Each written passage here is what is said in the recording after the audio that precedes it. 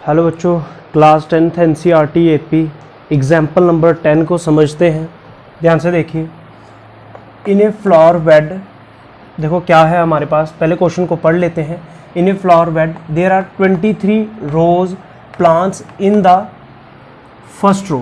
क्या मतलब हुआ, हमारे पास क्या है, फ्लावर बेड है, यहाँ पर क्या है 23 रोज प्लांट्स हैं फर्स्ट रो में। अब रो कैसी होती है बच्चों, ये जो हॉरिजॉन्टल लाइंस होती हैं इसको रोज बोलते हैं। समझ में आ रही है बात, रोज हैं, ठीक है। तो हमारे पास क्या है 23 रोज प्लांट्स हैं फर्स्ट रो में। जैसे ये फर्स्ट रो है, यहाँ पर ऐसे हमारे पास रोज प्लांट्स कितने, ऐसे 23 हैं, समझ रहे हो।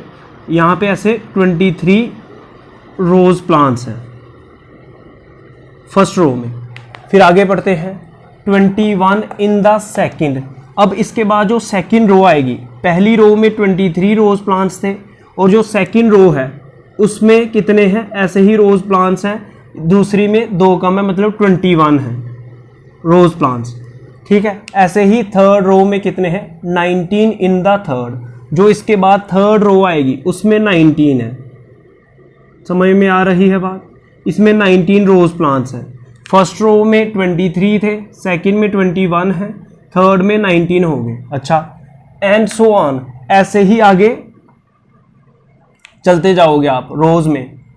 There are 5 rose plants in the last row. ऐसे करके जो लास्ट रो आपके पास बचेगी उसमें कितने, 5 रोज प्लांट्स हैं, ठीक है।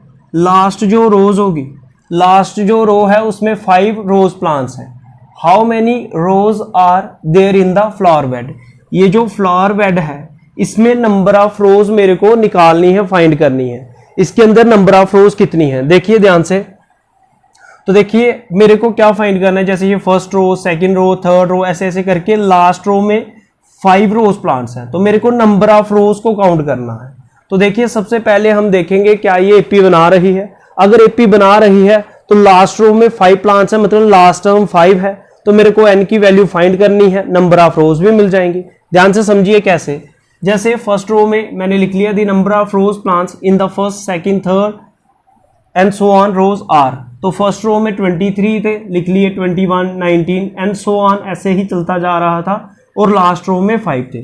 तो सबसे पहले यहाँ पे देखिए, हियर ए कितना है, फर्स्ट टर्म है 23। अब देखिए डी, कॉमन डिफरेंस कितना होता है, second term minus first term. Second term कितनी है बोलो, 21 माइनस फर्स्ट टर्म कितनी है 23। तो डी कितना आ गया, 21 माइनस 23। तो 23 में से जब प्लस माइनस क्या होता है, माइनस, मतलब माइनस करना है। 23 में से 21 गया तो 2 बचेगा, लेकिन बड़ी टर्म के साथ नेगेटिव साइन है तो माइनस का 2 बचेगा। देखिए बच्चों ये एपी इसलिए है, देखिए 23, 21, 2 कम हुआ, फिर से 2 कम हुआ, ऐसे ऐसे करके 2 कम हो रहा है। तो ये एपी है क्योंकि कॉमन डिफरेंस सेम है। और हमें क्या गिवन है, यहां पर देखो लास्ट टर्म जो है वो 5 है। लास्ट टर्म को क्या बोलते हो, nth टर्म। तो nth टर्म कितनी है यहाँ पे, nth term of AP is 5। इसका क्या मतलब हुआ, an को मैं 5 लिख सकता हूं। an का मतलब क्या, nth टर्म। nth टर्म मतलब लास्ट टर्म 5 है। अब an का फार्मूला क्या होता है, a plus n minus 1 into D. an का फार्मूला यूज कर लिया, इक्वल्स टू की जगह इक्वल्स टू, और nth टर्म 5 थी। a का मतलब फर्स्ट टर्म। फर्स्ट टर्म कितनी है बच्चों, देखो 23 प्लस n मतलब नंबर ऑफ टर्म्स। तो n हमें पता ही नहीं, ये फाइंड करना है, n की जगह n ही लिखूं, n minus 1 into D. D का मतलब कॉमन डिफरेंस, वो कितना है, माइनस का 2 इक्वल्स टू 5। अब ध्यान से देखिए, या तो -2 को आप इन दोनों से मल्टीप्लाई करवा लो, वो भी ठीक है। नहीं करवाना, आप n-1 इंटू -2 इसको ऐसे ही रखो इक्वल्स टू 5। जो प्लस का 23 था इक्वल्स टू के इस तरफ जब ट्रांसपोज हो क्या आएगा, माइनस का 23 बन जाएगा। बोलो बात समझ में आ रही है। आपको एग्जाम में ऐसे एरो नहीं लगाना होता, हम समझाने के लिए आपको लिख रहे हैं। अब देखो n-1 into -2 equals to, plus minus क्या होता है, माइनस, और बड़ी टर्म के साथ किसका साइन है, नेगेटिव, तो साइन माइनस का ही आएगा। 23 में से 5 माइनस करोगे तो कितना बचेगा, ठीक है, कितना बचेगा बोलो, 18 बचेगा। समझ में आ रही बात। माइनस इसलिए आया क्योंकि बड़ी टर्म के साथ नेगेटिव साइन था। तो अब देखो मेरे पास क्या बच गया, ये जो -2 मल्टीप्लाई में है n-1 के, तो ये -2 पूरे के साथ मल्टीप्लाई में है, इसलिए इक्वल्स टू यहाँ पे मल्टीप्लाई में है तो 18 के डिवाइड में चला जाएगा। तो हम क्या लिख सकते हैं, n-1 इक्वल्स टू -18, ये जो -2 मल्टीप्लाई में था -18 के डिवाइड में चला जाएगा। समझ में आ रही है बात।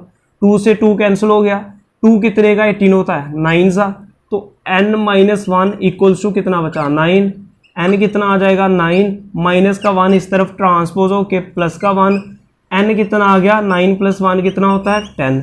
तो 10 आने का क्या मतलब, ये जो फ्लावर बेड्स की रोज थी, ये टोटल रोज कितनी है 10, तो एंड में लिख दोगे hence number of rose in the flower bed is 10। ये इसका सोल्यूशन होगा। समझ में आ गई बात।